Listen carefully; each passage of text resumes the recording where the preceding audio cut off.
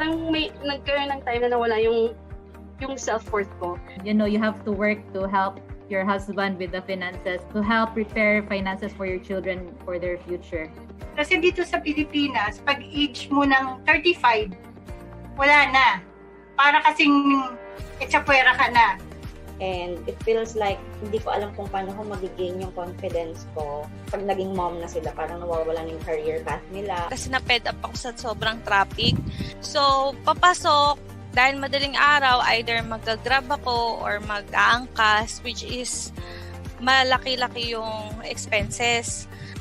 The time spent with your kids and family are far more important than any job title out there. Nag-decide ako na maghanap ng online job at nakakuha nga ako. Sobrang saya ko talaga. Kaya tinulungan ko rin yung iba kong mga mommy friends at nagkaroon rin sila ng sarili nilang online job. Kaya doon ako na-inspire at nag-decide na simula ng Filipina home-based moms. FHMoms community was created for mothers, for single women, for women professionals and entrepreneurs, for women overseas Filipino workers, for differently abled women, and even for young at heart women. FHMoms is a women community. Nung nagsimula yung FHMoms, hindi ko in-expect na ganito ka magiging malaki. Ngayon, meron na kaming more than 250,000 members nationwide. Dati, ang tingin ng mga tao sa amin, community lang. No? Ngayon, social enterprise na kami with different projects na tumutulong sa mga kababaihan. We have free webinars about freelancing, entrepreneurship, parenting, and personal growth. We offer online short courses as well as mastery courses with trainers' 1-year support. We also run a scholarship program and an internship program. We also facilitate charity activities where we are joined by community members as volunteers. Job matching program is something they can also look forward to, as well as e-commerce program. And to celebrate motherhood, we also have online bootcamp for kids. We also have the computer rent-to-own program for members who need assistance in acquiring a computer set. Aspire to be a strong-willed, independent woman. Mas gusto kong maging productive at saka naniniwala ako sa continuous learning. Inspire other women. Everyone was uplifting each other. Everyone was trying to help each other. In this world, you have to be more kind. You have to be more helpful because everyone is fighting their own battles, and you have to understand, you have to empathize, and that is what FHMoms is doing with all the moms out there. Even if you're not a mom, you would feel welcome. Empower each woman to be in their fullest potential. And most importantly, Mommy MK and the team model humility and generosity. Talagang ito yung very evident, which impacted me the most. So it gave me the desire to share freely to others what I learned freely from the FHMoms community. And I've always loved the community, the motive of the community, that is to change the world one mom at a time. Good job, FHMoms. Aspire, inspire, empower. Nothing is stronger than a community of women lifting each other up. To be among women who have genuinely tried to help people. This is something that I feel passionately about, and then this is something that I saw in FHMoms. God is good. Kasi parang naturo sa akin to FHMoms na pinakita sa akin na kahit nasa bahay ka, kahit nag-aalaga ka ng anak mo, it won't stop na dun ka lang. Yun lang yung pwede mong gawin. Without this community, I'm not here in this situation. So FHMoms po yung nag-guide and nag-mold sa akin to be the best working at home mom I could ever be. Ang pinakamalaking impact sa FHMoms sa akin is their quote, which is moving forward, giving back. That's the very essence of FHMoms eh. That's what I like about this group kasi we encourage and inspire each other to keep dreaming, to chase our dreams. It's actually a big impact kasi if you are losing hope and wala ka ng gana and all, but because of this page, mapapasana all ka. Dahil sa online job, natupad ko yung mga pangarap ko at ang pinakapangarap ko na lang ay matupad yung pangarap ng lahat ng mga mommies. Huwag tayong titigil na abutin lahat ng mga pangarap natin, masipagan pa natin at huwag tayong susuko. Kaya kung feeling nyo hindi kayo techie, feeling nyo hindi pasok ang edad nyo para dito sa online freelancing, huwag nyong iisipin yon kasi sobrang daming opportunities ang pwedeng ibigay sa inyo online. At nandito ang Filipina Home-Based Moms para suportahan kayo. Para sa mga naghahanap ng online job at gusto ring matuto pagdating sa online business, you can join Filipina Home-Based Moms Facebook group. My name is MK Bertulfo, CEO and founder of Filipina Home-Based Moms, and our goal is to change lives one mom at a time.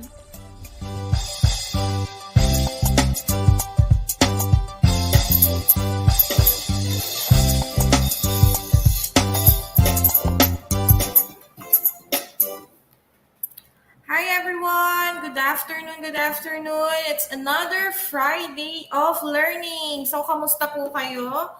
So, sobrang naging busy for sure ang inyong buong week. So, patapos na naman ang week natin and mamaya June na ulit, no? So, ang bilis ng panahon. Anyways, let's see ang ating mga, what you call this? Yung ating mga viewers for today, kung mga taga saan ba ang mga ito. Let's have a shout out muna. Let me see. Okay, so hi Mommy Feb Ladines, watching from Pasay. So Mommy, thank you po for taking your time to watch. And sino pa ba dito?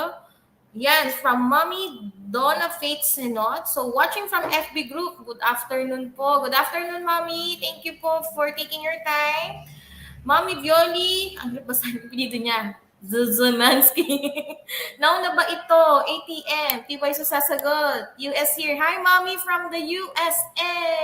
Yes po, nauna po ito. And watching from Manila, Mommy Kat Balagso Canonigo. Hi, Mommy. Thanks for watching. Also, we have Mommy Malubay Ancheta, Lovely Rose, watching from Pangasinan. Hello. And of course, Mommy Cindy Bernas na nagwa-watch from YouTube. Watching from Makati. Hi, Mommy. Thanks for watching po. We also have Mommy Aimee Capulong watching from Riyadh, KSA. So, sa ating mga ka-mommies dyan, at nasa Middle East, hello po.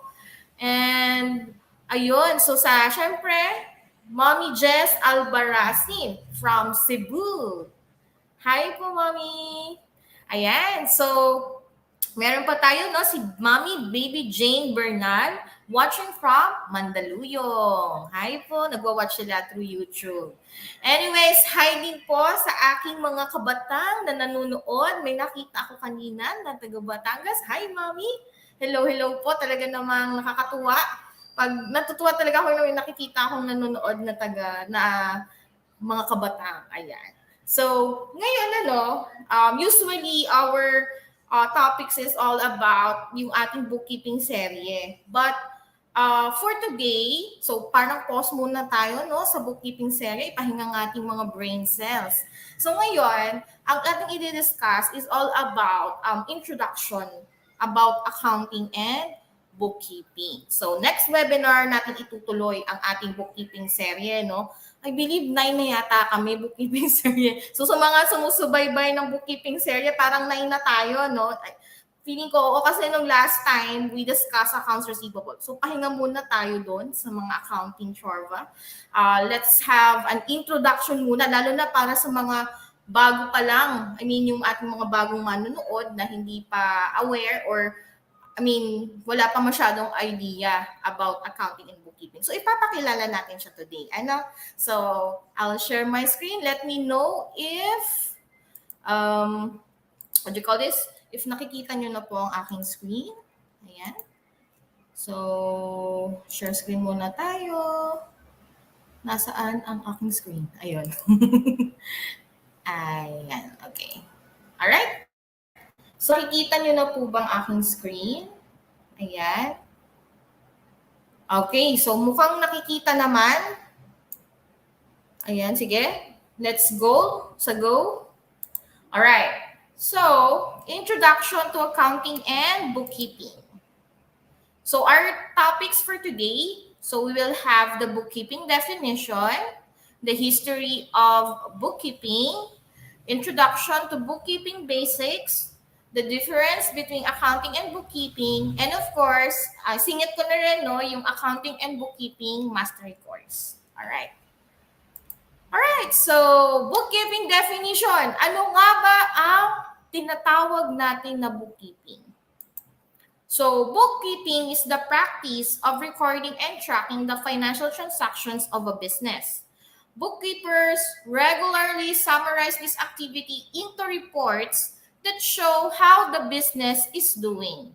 They may also perform wider tasks such as invoicing, paying bills, preparing tax returns, monitoring key performance indicators, and providing strategic advice. So, usually kasi, no, bookkeeping and accounting, akala nila iisa lang yun. But definitely, they are different. So, ito yung bookkeeping, no. Ang bookkeeping kasi is, ito yung pag nagre-record tayo or nagtatrack tayo ng financial transactions ng business. So, sila mismo yung talagang nagsasummarize ng activity ng business into reports. And hindi lang yun ang ginagawa nila, no? They also do the invoicing, nagpipay sila ng bills, nagpe-prepare sila ng tax returns, nagmo-monitor ng mga KPIs, and minsan nagbibigay din ng strategic advice. So, yan po yung tinatawag natin na bookkeeping. Alright. So, kung ganon, ba't doon ako na-click? May pala ako nakiniklik. Sorry. Ayan. So, syempre, may question din saan ba nanggaling yung bookkeeping na yan? Saan ba siya nagsimula? Ayan. So, malalaman natin. So, nagsimula siya sa Assyria as far back as 7,000 BC. So, napakatagal na palang may bookkeeping, no? So, archives have been discovered showing the recording of accounts from farm produce in ancient Greece as well as from the Roman Empire. So, dito siya nag-start. Pero, noong 15th century, ang roots ng modern bookkeeping, doon siya nagsimula talaga, yung modern bookkeeping noong 15th century. Meron tayong 2 entries sa history books na nag-document ng double entry system. Ang double entry system, ito po kasi yung sistemang ginagamit natin sa bookkeeping. So, yung iba, kinikredit to kay Benedetto Cutrogli and his 1458 Book of Commerce, tsaka yung The Perfect Merchant. Pero, yung isa talaga, which is si Luca Pacioli, siya yung tinatawag natin na father of bookkeeping. So, dahil dun sa book niya noong 1494 na book review ng arithmetic, geometry, ratio, and proportion. So, si Luca Pacioli, kaloka yung pronounce yung name niya, is an Italian mathematician and Franciscan monk. So, si Pacioli yung unang nagsulat ng popular description ng double entry system. And siya rin yung naging nagpakilala ng paggamit ng various bookkeeping tools such as yung journals and ledgers. So, sa kanya nanggaling yung journals and ledgers, mga kapatid. Sa kanya yun nanggaling. So, why natin siya? Charot lang. His book became the teaching tool for bookkeeping and accounting for the next several hundred years. So, naging guide or naging pattern, yung book niya talaga.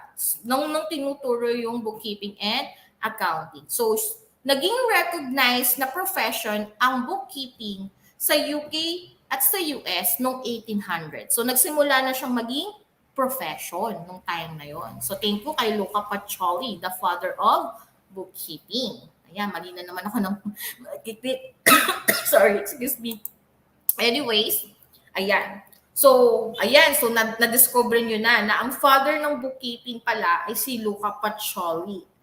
So, sa kanya nanggaling yung journals and ledgers. Alright. So, ngayon naman, gusto ko namang i-share sa inyo, no, kung kahit intro lang, no, about the bookkeeping basics. So, eto siya. Ang bookkeeping kasi, no, more on ano tayo yun nga, tulad ng binabanggit ko kanina, more on recording tayo and tracking of financial transactions. So, para matrack niya kasi, ang bookkeeper, para matrack niya yung financial transactions, meron tayong tinatawag na general ledger o yung tinatawag natin na accounts o yung libro natin na tinatawag. Binubuo po ito ng 5 categories. So we have the assets, We have the liabilities, we have the owner's equity, we have the income, and we have the expenses. So pag sinabi po nating assets, ito po yung mga bagay na pagmamay-ari natin. Halimbawa, land, accounts receivable, cash, yan yung mga pag-aari natin. Pag sinabi naman nating liabilities, ito yung mga bagay na ating hiniram o kumbaga in other words, pagkakautang. So, we can say na ang example dito yung mga accounts payable, loans payable, lahat ng may payable sa dulo, ayan, papatak siya sa liabilities. And when we say naman owner's equity, ito yung definition niya is this is the money from the owner. So normally, it's the capital. Yung capital na i-invest mo sa business. So itong tatlong ito kasi mga mommies, no, matatagpuan po natin to sa balance sheet. Ang balance sheet kasi, ito yung nagpapakita ng financial position ng isang company. So dito mo makikita kung gaano ba, gaano ka, hindi man actually liquid eh, kung gaano ka, kung nako-cover ba, kung kayo, yung net assets ba niya. Kaya lagi tayong merong tinatawag na assets is equals to liabilities plus equity. So dapat yung assets mo, yung total assets mo will always, ito yung premise will always be equal to your liabilities and owner's equity. So si balance sheet, siya yung nagpapakita ng financial position. So normally no, meron din tayong tinatawag na yung nasa green na side, yung income and expenses. Ito naman po yung tinatawag natin na profit and loss. Yung profit and loss, ito yung after mo ma-recognize yung income mo, ibabawas mo yung expenses mo, doon mo makikita yung iyong net profit or yung kita. So in other words, ang profit and loss po, ay ito yung report na nagsasabi ng performance ng inyong kumpanya. Kung kumikita ba si company. So ang income, syempre automatic, ito yung perang papasok. Pero not all na pumapasok na pera is an income ha. May iba tayong risk, may mga ibang pumapasok sa atin na hindi naman talaga siya income or revenue. Pwedeng ano yan, bawan may rebates ka. So syempre papasok lang sa'yo. So hindi laging ganun ha. Pero generally, the income is always money in. And then yung expenses mo will be your money out. So lahat ng expenses mo, lahat ng related sa operations mo, ayan, expenses po ang tawag dyan. And ang income and expenses po ay makikita natin yung accounts na ito sa report ng P&L or yung tinatawag natin na profit and loss statement. Okay. Maliwanag po ba yun? Ayan. So nakilala nyo na ang ating books or yung ating general ledger or accounts na tinatawag. Ngayon naman, discuss ko rin sa inyo, no, what's the difference between bookkeeping and accounting. So, normally, napapagbaligtad siya. It's either interchange or ang iniisip nila is they are similar, no? But, to tell you the truth, hindi po sila magkapareho. Magkaiba po sila. So, malalaman natin kung ano yung difference nila. So again, bookkeeping traditionally refers to the day-to-day upkeep of a business financial records. So si bookkeeper, usually, they are used to simply gather and quality check the information from which accounts were prepared. So tayo yung nagtatrack, tayo yung nag-enter ng day-to-day transactions, tayo yung gumagawa ng kumbaga initial reports, kumbaga yung mga draft. Ngayon, si accounting naman, so, sorry, before that, no, sa bookkeeping kasi, ito yung normal na kasama. We do the data entry. When you say data entry, you enter invoices, you enter bills. Hindi yun yung mga, hindi yun yung mga nababasa nyo na captcha, hindi yun yung data entry na yun. Kasi minsan napapagkamalan na yun yung ginagawa. Hindi po ganun yung ginagawa ng mga bookkeeper, yung mga captcha niya, hindi yun yun. Ang data entry po na tinatawag namin is yung pag-enter po ng financial transactions sa system. Yun yung tinatawag na data entry sa bookkeeping. And then we have the invoicing. When we say invoicing, ito yung nag-i-issue po tayo ng ating invoice sa ating customer. For example, may benta tayo or may benta or nagre-render tayo ng service. Once na fulfill na yung mga mga criteria, then you can now issue the invoice kung pag natapos mo na siya. So you can issue it. So yun, nag-i-invoice din tayo. We also do the bank rec or yung bank reconciliation. When we say bank reconciliation, ito yung kailangan, yung balance mo na nakadeclare sa books is the same with the bank statement. So ibabangga mo, dapat pareho lang kayo. Halimbawa, pag sinabi ng, dapat yung book mo, for example, if you have 1 million cash in bank in BDO, then dapat sa bank statement, yun din yung makikita mo, 1 million as of a particular date. So ang ginagawa natin, binabangga natin yung dalawang documents na yan. So your source document would be the bank statement. And then also we do the paying of bills. Of course, ginagawa din namin yan ng mga bookkeepers. Tayo din po ang nagpa-process na payments. Regardless kung anong system ang gamit mo, usually kasama po yun sa ginagawa. So hindi lang po siya basta-basta nag-entry ng books, no? Hindi lang siya naka-focus doon. There are a lot of tasks involved in bookkeeping. So ayan po yung mga sample na ginagawa sa bookkeeping. So ngayon naman, let's see what is accounting, no? So accounting refers to the analysis, the reporting and summarizing of the data that the bookkeepers gather. So once na nag-gather na ni bookkeeper yung data na enter na sa system, then that's the time that the accounting papasok na siya. Siya naman yung mag-a-analyze, siya naman yung magre-report at magsa-summarize ng lahat ng data na nag-gather ni bookkeeper.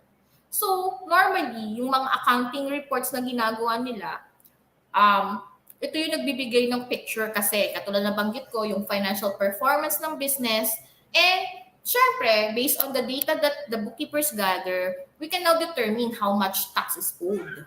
Diba? So, ayun yun. So, sa accounting, no, ito naman yung normal na ginagawa ng accounting.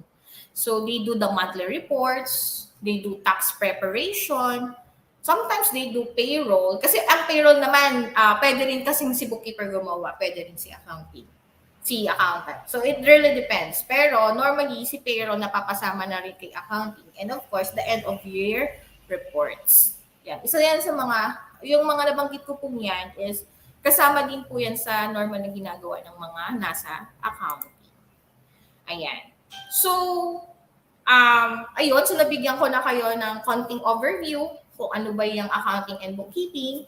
We also have discussed the history of the bookkeeping and then ano ba yung normal na ginagawa sa bookkeeping and accounting, ano ba yung mga tasks nila. So ngayon naman, let me share you naman about the accounting and bookkeeping mastery course, no, ni FHMoms. So our accounting and bookkeeping mastery course po is divided into 6 parts. We have 55 topics, so umiikot po yan sa introduction ng accounting and bookkeeping. So basics po. Basics lang po yun, ha?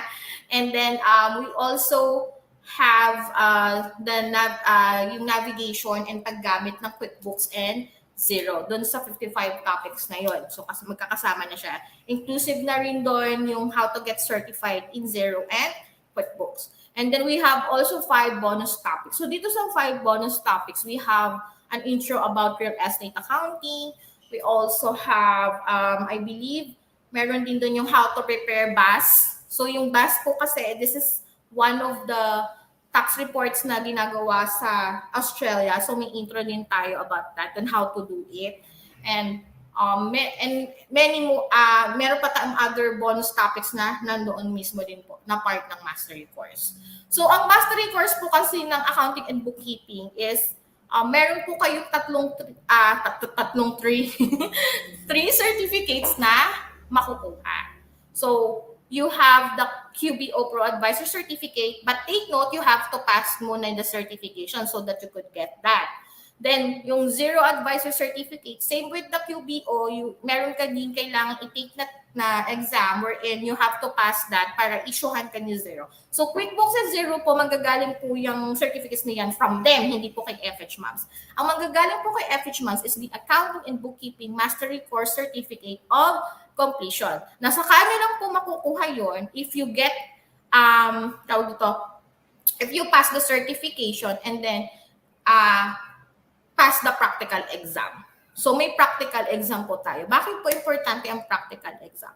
Ang practical exam po kasi will be our gauge to know if you are really ready na to do yung normal na ginagawa ng bookkeepers. Ang practical exam po kasi natin, it's based po kasi siya sa actual na ginagawa monthly sa bookkeeping and accounting.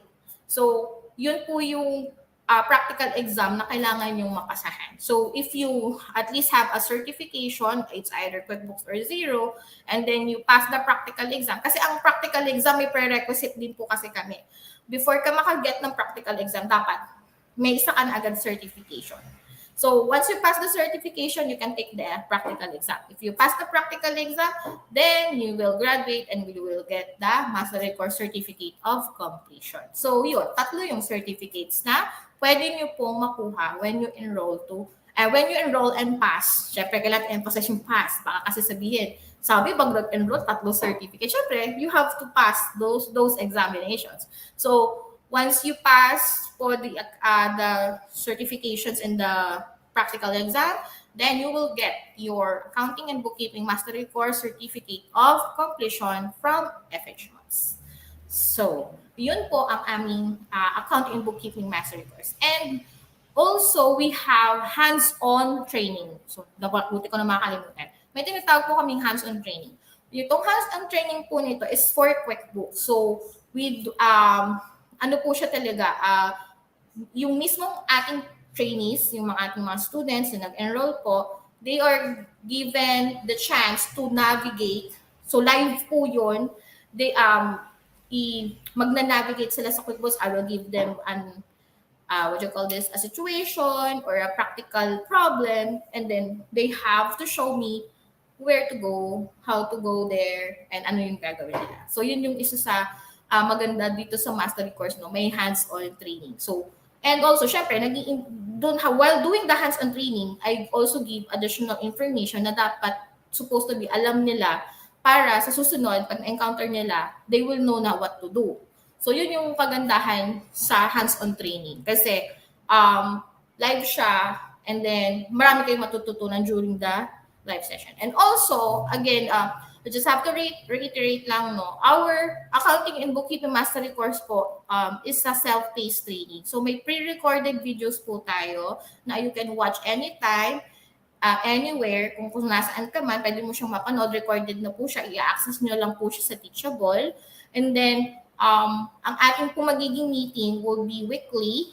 So we have a live session once a week. So sa case ko kasi, every Friday kami nag-live session. So, after nito, may live session kami. Ayan. So, yun yung mga ginagawa namin sa Accounting and Bookkeeping Mastery Course. So, for this, I think I'm good na. So, if you have questions, the floor is now open for your questions. Pwede na tayong mag-answer ng questions. So, comment down your questions. Mga momshies, tignan natin. Mag-stop sharing lang ako para hindi ako malaki sa screen. Ayan. So, do you have any questions po? Let's see. Tingnan natin.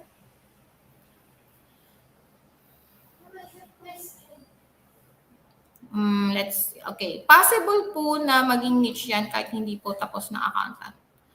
You mean if hindi po kayo graduate ng accountancy, if pwede siyang maging niche? Yes po. To be honest kasi, marami na rin naman po tayong mga bookkeepers na hindi po sila graduate ng accountancy, but they choose po yung bookkeeping, ito yung naging niche nila, and they were able to be successful in that particular niche po. Thank you, Mami Leia, for your question. Next question, please. Alright. Question ni Mami CM, yung hands-on training po ba na ginawa, baka ginagawa ang ibig na sabihin nito during live session. What if di po maka-attend sa live session kasi may work? Ano pong option para makapag-hands-on training?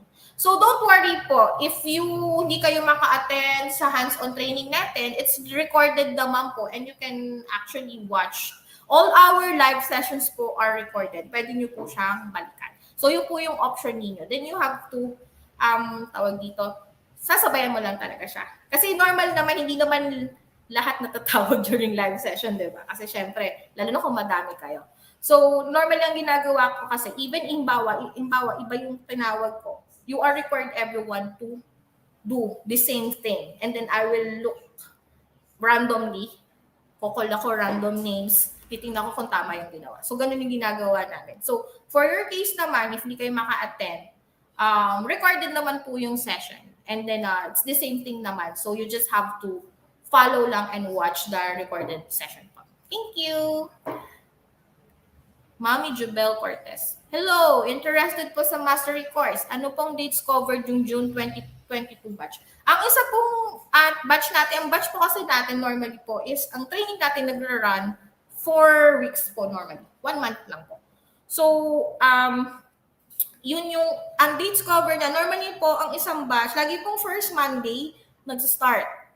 So, hanggang, depende rin po kasi yun, kung kailan kami nag-start. Basta 4 weeks po yung tumatakbo yung training natin. So, thank you, Mami Jubel. Paano pwede makapasa sa exam? May retake po ba or may limit yung pag-take ng exam? Ano pong specific na exam po kaya, Mami, itong tinutukoy ninyo? Kasi yung QuickBooks certification po, you only have 3 tries. Si zero naman, maluwag si zero eh. Anli yata si zero, charot. Pero I'm not so sure kung ano yung exact question ni Mami. Ano kaya exam yon? So, follow-up question po ako kay Mami Teresa May Asong. Maybe you can comment down po anong specific exam po ang tinatanong nila. Thank you. Pabalikan natin siya later. Alright. So, ito. Pwede kami umattend sa live mo, Mamshi. Nang alin po? Live session? Mami, para po maka-attend sa live session po, you have to enroll. Kasi po yung live session po is, tawag dito, exclusive po sa ating mga nag-enroll po for the mastery course, Mami Camille. Thank you, Mami Camille, for your interest. Parang may nakita ko nagtatanong magkano daw. Yan, yun pala. How much po yung registration for mastery course po? That is 3,500 pesos only, mga mommies. Murang-mura lang po. Bili-bili na po kayo. Charot lang. Ayun, 3,500 po, Mami. Yun po, with your 3,500, you will able to learn na yung QuickBooks Zero, basics ng bookkeeping. Yan. Saan po pwede mag-training? Ano daw?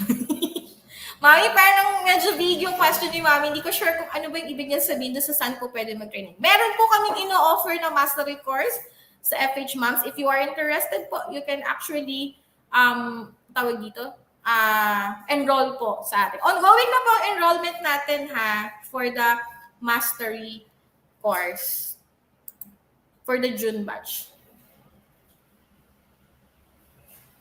Ako po ay undergraduate ng accountancy and past work ko hindi related siya. So kung makapasa po ako sa exam nyo, may tendency na magkaka-work ako sa bookkeeping. Yes. Okay.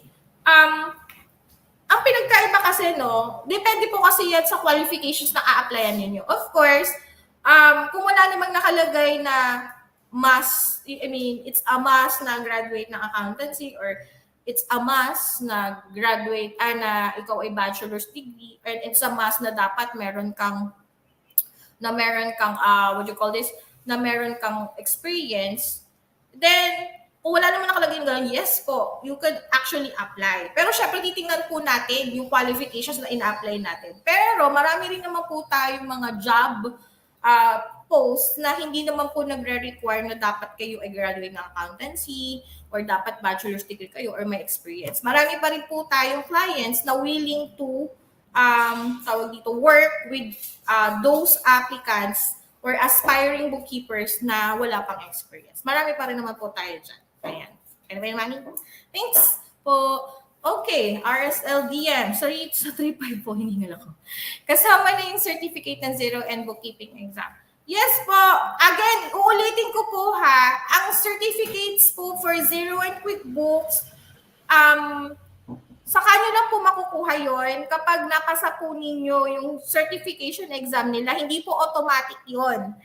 Gusto ko lang pong i-reiterate kasi baka mamaya ang ina-expect po ninyo is Since nagbayad ako ng 3,500, dapat may zero certificate ako, may cookbook certificate ako, may mastery course. Syempre po, you have to pass the necessary certifications para makuha nyo po yung certificate. Sana po maliwanag po yan. Ano?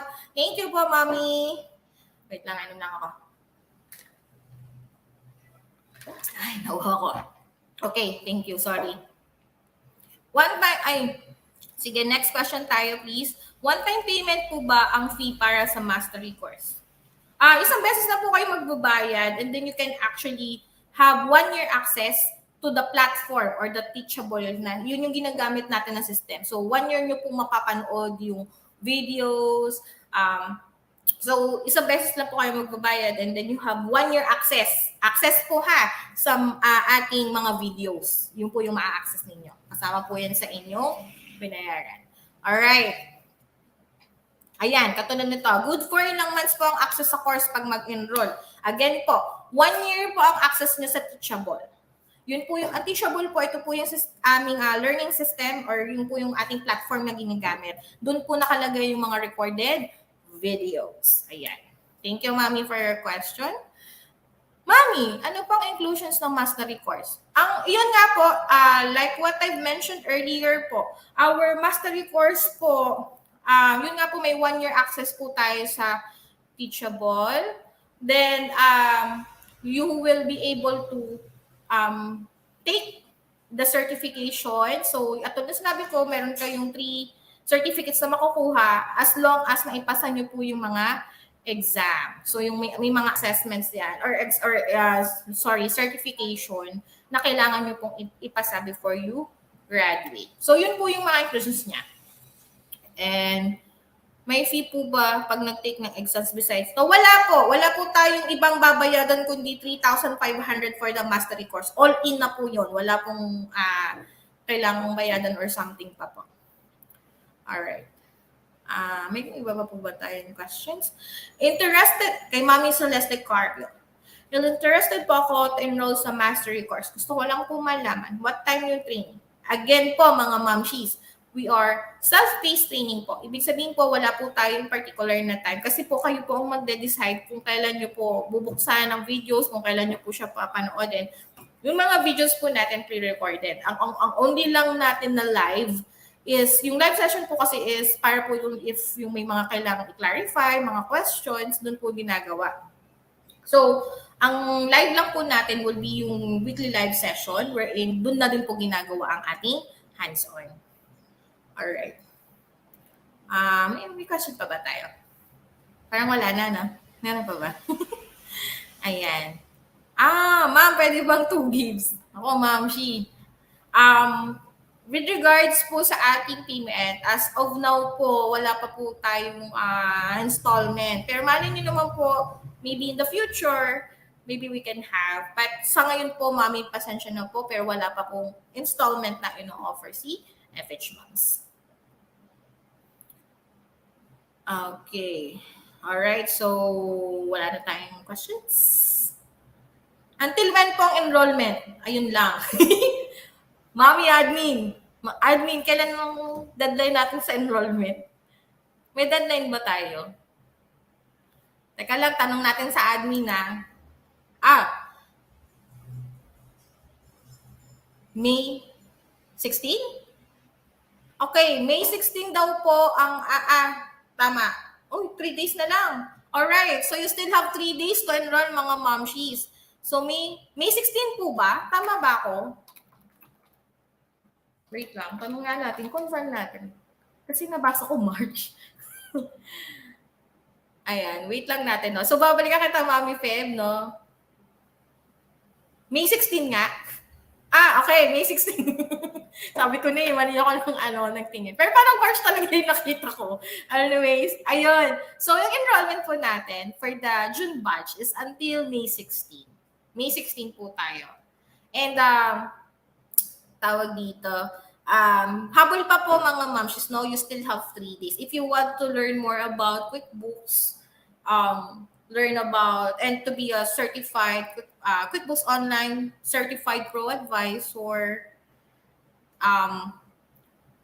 you can always tawag dito, enroll. So kung hindi man po kayo makaabot sa June batch, may July batch, may August batch, may September batch, may October batch, hanggang December batch, ayan. So wait lang po tayo palagi sa mga announcements natin. Malay nyo biglang abang-abang lang tayo ng mga announcements kasi minsan may mga pa-surprise yan, chorba, di ba? So maganda yung nakaabang lagi. And another thing, ito, may question, no? Paano po kung accounting grad ako pero 1984 grad po? Anong question ni Mami dun? Mami, ano pong bali question po? Sorry, medyo vague. Hindi ako sure kung ano yung mismong question niya doon. Ano ba yung tinatanong niya? Mami na nagtanong na siya i-graduate ng 1984. Baka tinatanong niya if pwede pa rin ba siya? Of course naman po, meron po kaming graduate before. Hi Mommy. Si Tita, kung nanonood ka man, ayan. Ano siya, senior citizen na, pero na-graduate siya sa ano. And mind you, certified siya both Xero and QuickBooks. So, ayan. So marami din po tayong mga bookkeepers na senior citizen, mga kung yun nga mga senior citizen na kaya, ikaw pa bang 1984 grad? Kayang-kaya yan. Oo, 1984 grad, senior citizen. Feeling ko mga senior citizen. Oo. Okay lang po kahit po 1984 pa po kayo graduate. Kasi i-refresh naman po natin yung basics po. Again, i-remind ko lang, basics po ang ating accounting and bookkeeping. Baka maghanap kayo ng higher level na tipong mga analysis and something. Hindi po ganun yun na. It's our course kasi po is for newbies talaga or yung gustong mag-refresh. Ayan. So yun po yung maganda po siyang i-take kung yun po yung hanap nyo. Refresher na tuloy. Refresher course, pwede siya. Ayan. May specific topics po ba na kailangan matapos per week? Actually po, if you want to graduate on time, may mga suggested topics po ako na kailangan nyo talagang matapos per week. Pero kung hindi naman po kayo nagmamadali, pwede naman po kayong mag-aral in your own time. I mean, syempre, if you want to graduate earlier, meron mga deadlines tayo. You have to follow that deadlines. And you have to also follow kung ano yung specific topics na kailangan per week. Syempre, kailangan kasi nating matapos yung course. Kung may target kasi tayo na deadline, and then there will be really a suggested topic. So kung makakasabay ka doon, mas good. Kung hindi naman, it's okay. Ayun.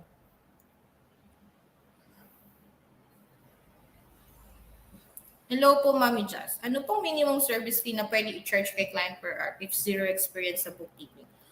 Hindi po kasi ako talaga rates. Ang rates po kasi wala po yung tama o maling rate.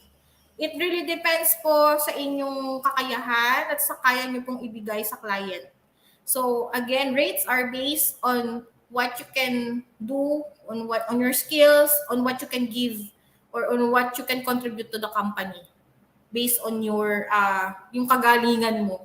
So kung sa tingin mo ang iyong galing ay pang $10, why not, 'di ba? So it really depends on you. Kayo po ang nakakakilala sa inyong sarili. So normally hindi po talaga ako nagbibigay ng mga minimum charva and everything. It really depends po sa inyong kakayanan. Kayo po ang makaka-assess niyan. Thank you, Mami, sa question.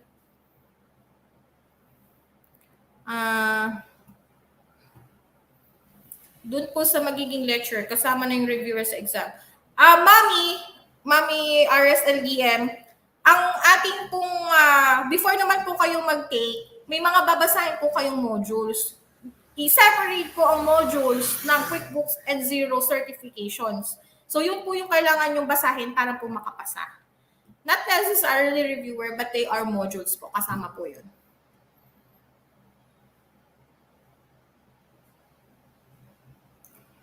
Okay, so may questions pa ba tayo? Sayang, ngayon ko lang nakita. May replay po ba ito? Yes po, Mami, may replay naman po itong ating live webinar, I believe. Yes, may replay naman siya. Alam ko after po nito, pinopost naman po ni FHMoms yung replay. And if you want to watch din yung mga previous bookkeeping series po natin from bookkeeping series number 1 up to 8, hanapin nyo lang din po dito sa ating group, makikita nyo po siya. Alright, so, meron pa ba tayong question? Wala na, no? Carry bells na? Wala na? Alright, so kung wala na po tayong mga katanungan, ay hindi ko na naman po sasayangin ng inyong ng inyong oras. So, again, so nakikita po nyo sa inyong screen, if you want to know about our course outline, nandyan po yung link, click nyo lang po, dadalhin po niya kayo sa course outline po na accounting and bookkeeping para makita po ninyo yung mga topics na kasama po sa mastery course. At saka, syempre, yung bonus topics natin. And you can also see on your screens po the link to enroll for the June batch. So, habol pa po tayo. May 3 days pa. Deadline po is on May 16. If you want, pwede po kayo humabol at mag-enroll. So, ayan. So, click the link to enroll below. Sabi ng screen. Ayan. So, thank you so much everyone po for giving your time. I know you are very busy. Ayan, patapos na naman ang isang linggo. And hey, hello, weekend na. So marami ang nagsasaya. Weekend na, makakapahinga kahit pa paano. So enjoy your weekend. Spend your time with your family. Work smart. Of course, sa ating mga nagtatrabaho na, work smart. And have a good Friday. God bless everyone. See you in our next live session. Webinar, next live webinar. Ang ating pong topic for next live webinar, if you are interested, bookkeeping series number 9 po will be all about accounts payable. So kung interesado ka na mag-focus sa area ng accounts payable, then this is the webinar for you. You can watch it. So iniisa-isa po kasi natin yung mga possible na work po. You can actually work on a specific area lang kasi. Yun yung kagandahan kasi kay accounting and bookkeeping. Pwede kang mag-focus sa isang area lang. If you want to work only on accounts receivable, then accounts receivable yung a-applyan mo. So, pwede yun lang yung focus mo. If you want to work in accounts payable, then ang focus mo lang, it will be accounts payable. Marami po tayong naghahanap ng ganyan. If you want payroll, then yun. Meron din po ng payroll lang talaga ang focus. Meron din naman po na pang-accountant ng focus, ang more on reports and analysis, meron din tayo. Ganon. So, ayun. So, thank you so much po. And I am looking forward na makita ko po ulit kayo sa susunod nating webinar. And we will discuss all about accounts payable. Thank you, everyone. Have a great Friday. Bye! Tara na, tumutok na sa FHMoms Radio. Habang ika'y nagre-relax sa bahay mo. FHMoms Radio. Changing lives. One mom at a time. Moving forward. Giving back with FHMoms Radio. Tara na, tumutok na sa FHMoms Radio. Habang ika'y nagre-relax sa bahay mo. Marami kang matututunan dahil di lang basta chikahan. FHMoms Radio, mga mamshi ating to. Tara na mga mamshi, mami, nanay o mama, andito na ang FHMoms makakasama. Ang online radio na magbibigay advice at mga kwento na siguradong mapapanice. Ito ay hindi lang basta mga chikahan. Andito sila upang ikaw ay gabayan. Turuan ng mga tips sa paghahanap buhay at maging isa ka sa successful na nanay. O diba? Kaya saan ka pa? Basta ikaw ay momshi, dito bida ka. FHMoms Radio number 1. Ito ang online radio ng sangkanan na yan. Di ka lang basta nanay, ikaw ay super nanay. Para sa pamilya ang lahat ay iaalay. Lahat ibibigay, lahat ay kayang gawin. Ang iyong pagiging nanay lalo pang palakasin. FHMoms Radio. Tara na, tumutok na sa FHMoms Radio. Habang ika'y nagre-relax sa bahay mo. Marami kang matututunan dahil di lang basta chikahan. FHMoms Radio, mga mamshi ating to. Mga mamshi, tara na, dito'y bidang-bida ka. Ipagmalaki natin na tayo'y magigiting na ina. Mga mami